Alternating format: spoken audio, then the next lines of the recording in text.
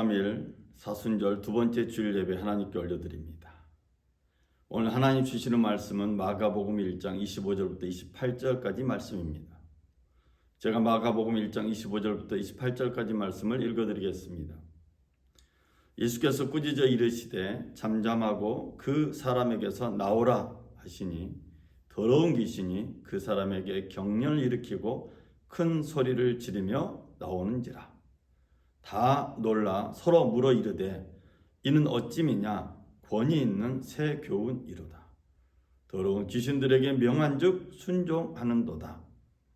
예수의 소문이 곧 온 갈릴리 사방에 퍼지더라. 아멘. 저는 오늘 예수 이름의 권세라는 제목으로 말씀을 나누겠습니다. 옛날 어른들의 말씀 가운데 아끼다가 똥 된다는 말이 있습니다. 예수 이름의 권세가 얼마나 위대한지 모르고 사는 크리스찬들에게 해당되는 말씀인 것 같습니다. 오늘 본문의 말씀을 통해서 예수 이름의 권세가 얼마나 대단한지를 우리는 알 수 있습니다.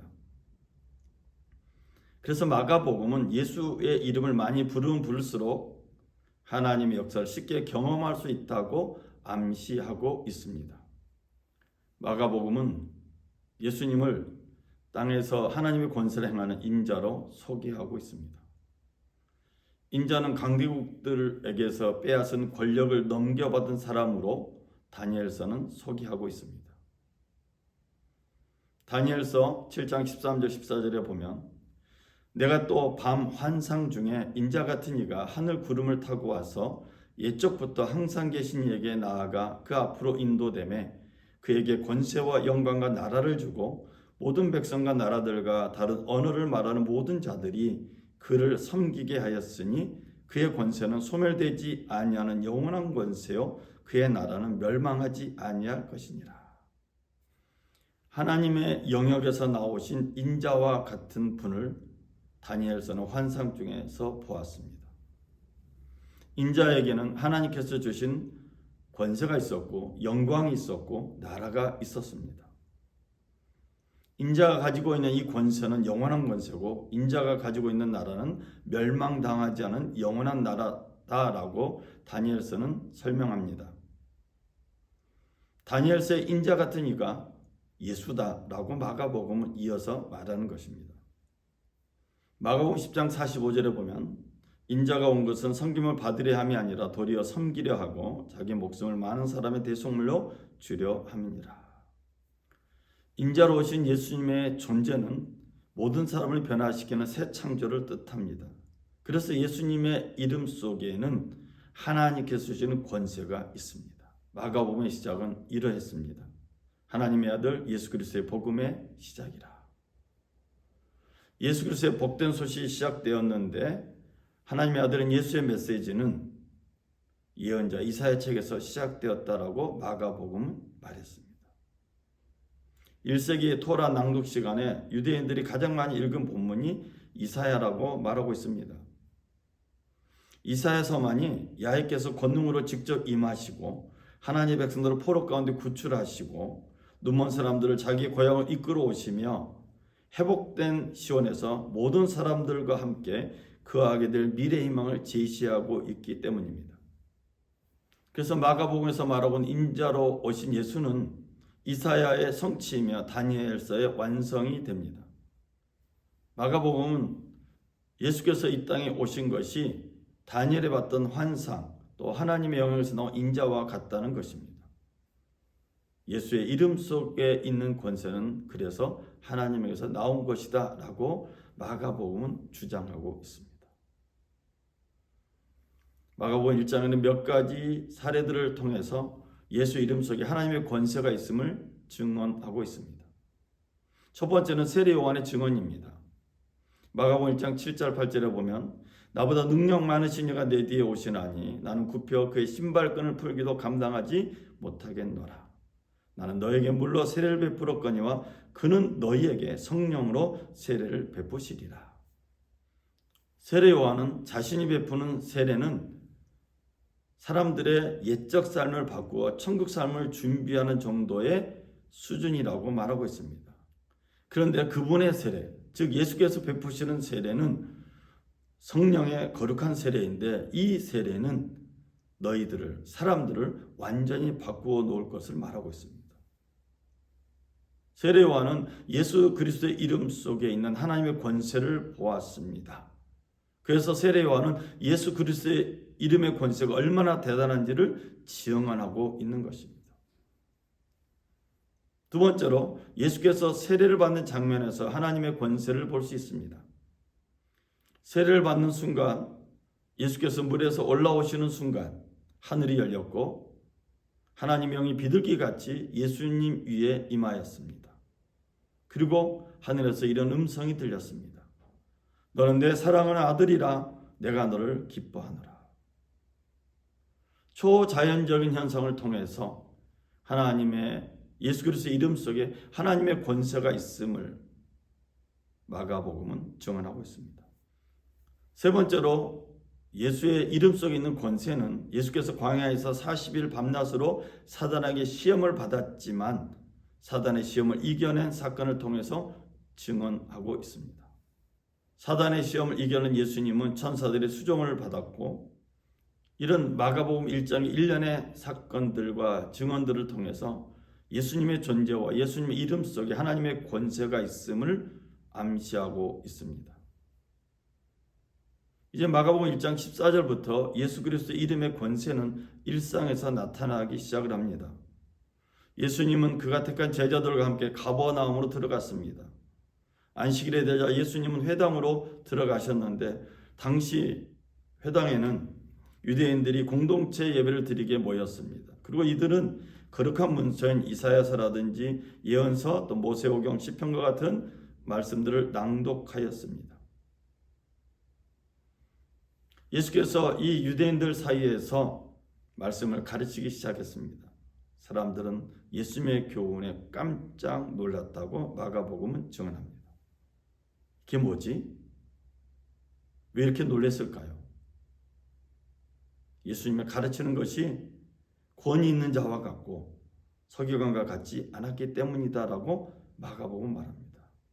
다시 말씀드리면 예수님의 가르침 속에 하나님에게서 있는 영역과 권세가 보였다는 것입니다. 이제 예수 이름의 권세는 예수님이 계신 곳에서 나타납니다. 더러운 귀신 들린 사람이 회당에서 소리를 지르고 있습니다. 그리고 더러운 귀신 들린 사람이 예수님께 소리칩니다. 나사렛 예수여, 우리가 당신과 무슨 상관이 있나이까? 우리를 멸하러 왔나이까? 나는 당신이 누구인 줄 아노니 하나님의 거룩한 자니이다. 정신 나간 사람, 더러운 귀신 들린 사람이 예수님의 권세를 인정합니다. 더러운 귀신을 멸하러 오신 예수, 이 땅에 인자로 오신 예수는 하나님의 거룩하신 분이다라고 귀신 들린 사람이 고백했습니다. 예수님의 말씀 속에 하나님께서 주신 권세가 있습니다. 이것이 인자, 사람의 아들로 오신 예수의 이름 속에 있는 비밀입니다. 예수님은 이 귀신 들린 사람을 향해서 이렇게 선포했습니다. 잠잠하고 그 사람에게서 나오라 하시니 더러운 귀신이 그 사람에게 경련을 일으키고 큰 소리를 지르며 나오는지라. 오늘 보면 이 마가복음 1장 27절 28절은 권위 있는 새 교훈이라고 표현하면서 예수의 소문이 온 갈릴리에 알려졌다고 말합니다. 마가복음이 말하고 있는 예수 이름의 권세가 이제는 에베소 2장 13절 이하에 나타납니다. 예수께서 십자가에 죽으시고 부활 승천하신 이후에 생긴 에베소 교회에 예수 이름의 권세가 나타났습니다. 그리스도는 우리의 평화이십니다. 그리스도께서는 유대 사람과 이방 사람이 양쪽으로 갈라져 있는 것을 하나로 만드신 분이십니다. 그분은 유대 사람과 이방 사람 사이를 가르는 담을 자기 몸으로 허무셔서 온수된 것을 없애시고 여러 가지 조문으로 된 계명의 율법을 폐하셨습니다. 그분은 이 둘을 자기 안에서 하나의 새 사람으로 만들어서 평화를 이루시고 온수된 것을 십자가로 소멸하시고 이 둘을 한 몸으로 만드셔서 하나님과 화해시키셨습니다. 예수 이름의 권세가 평화를 이룬다라고 에베소서는 말하고 있습니다. 유대 사람과 이방 사람으로 이루어진 에베소 교회 안에는 양쪽으로 갈라져 있었습니다. 이 두 갈라진 것을 예수님의 십자가가 하나로 만들었다라고 에베소서는 증언합니다. 즉 예수 그리스도의 이름은 원수된 것을 소멸시키고 둘을 한 몸으로 만드는 하나님의 화해 능력입니다. 온 세상에 전쟁이 일어나고 있고 많은 사람들이 목숨을 잃을 뿐만 아니라 경제적으로 정신적으로 많은 어려움을 겪고 있습니다. 이럴 때 이런 상황 가운데 주님은 우리들에게 예수 이름의 권세를 잊지 말고 사용할 것을 말씀하고 있습니다. 왜냐하면 예수의 이름 속에는 하나님의 권세가 있기 때문입니다. 예수 이름에 사용하면 사용할수록 하나님께서 일하시는 역사가 현실로 나타납니다. 오늘 영상으로 예배드리는 우리 평화의 가족들, 믿음의 가족들이 예수 그리스도 이름을 사용하시길 주의 이름으로 부탁을 드립니다. 요한복음 15장 7절 8절에 따르면 너희가 내 안에 거하고 내 말이 너희 안에 거하면 무엇이든지 원하는 대로 구하라 그리하면 이루리라. 너희가 열매를 많이 맺으면 내 아버지께서 영광을 받으실 것이요 너희는 내 제자가 되리라.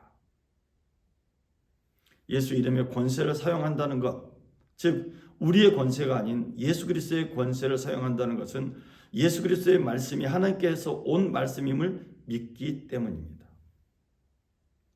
우리의 기도, 우리의 찬양이 예수 그리스도의 이름의 권세로 이루어질 때 파주시에, 고양시에 예수의 소문이 가득 차게 될 것이고 이 예수의 소문을 통해서 모든 악한 세력이 떠나가며 하나님의 다스림의 역사, 평화의 역사가 이 땅에 임하게 될 줄로 믿습니다. 이번 한 주간도 예수 그리스도의 이름을 사용하시고 예수 이름의 권세 속에 있는 하나님의 권세를 경험하고 체험하는 복된 한 주간 되시길 주의 이름으로 축원을 드립니다. 기도하겠습니다. 사랑의 주 하나님 아버지, 예수 이름의 권세가 얼마나 위대한지를 모르고 살았던 시간들을 회개합니다. 다시 하나님의 말씀에 의지하여 기도하고 찬양하고 나아가길 결단했습니다.